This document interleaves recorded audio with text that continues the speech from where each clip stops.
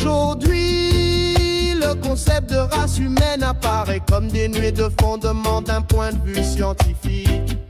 Il n'en a pas toujours été ainsi. À partir du XVIIIe siècle et jusqu'au XXe siècle, on a cherché à établir par la science une classification du genre humain, divisée en races, hiérarchisée entre elles. Cette typologie a eu pour conséquence d'asseoir durablement dans l'opinion la croyance en l'existence de races humaines inégales, qui a notamment contribué à la justification des conquêtes coloniales. L'idéologie nationale socialiste reposait également sur une théorisation à prétention scientifique de l'inégalité des groupes humains, légitimant aux yeux des nazis la destruction de catégories définies comme inférieures.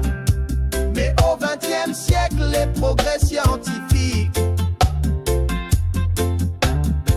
en particulier la lecture intégrale du génome humain,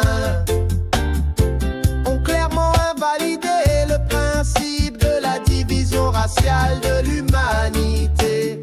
Pensez au XVIIIe siècle. Dans un tel contexte, le sens commun doit être réinterrogé et des événements tels l'émergence d'une situation de harcèlement en ouvrent l'opportunité. Les figures de harceleurs et harcelés sont le produit d'un même discours socialement valorisé, mais ils partagent aussi la perte de l'estime de soi et le manque de confiance en soi.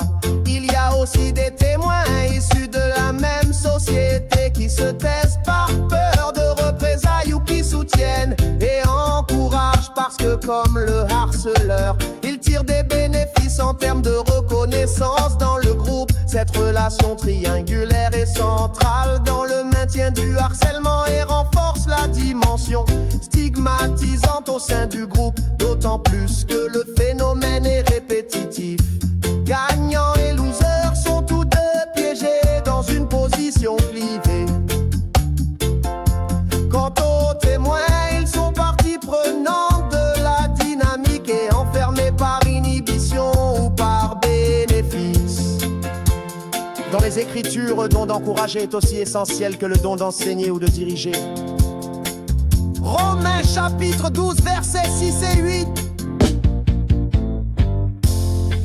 Les deux histoires qui suivent illustrent la puissance de l'encouragement. La première a eu lieu en 1988 à Point Barrow, en Alaska. 3 baleines grises piégées sous la glace ont ému le monde entier, essayant de respirer par un trou formé dans la glace. Les baleines étaient vouées à une mort certaine, à moins qu'on ne parvienne à les libérer en les transportant au-delà de la banquise. Les secours ont commencé par percer dans la glace des trous tous les 20 mètres. Pendant 8 jours, ils les ont ainsi encouragés à se déplacer trou après trou, kilomètre après kilomètre, avec l'aide d'un brise-glace russe. 2 des 3 baleines pu tuer 6 coups ont survécu.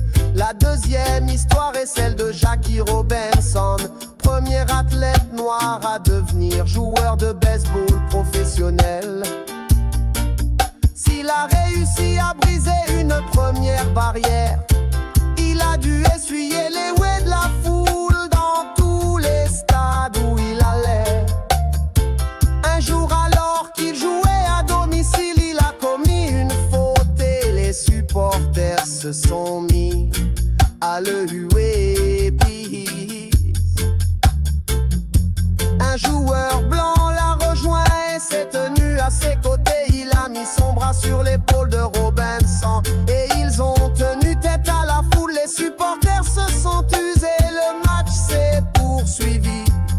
Plus tard, Robinson a dit que ce café grise ce jour-là a sauvé sa carrière.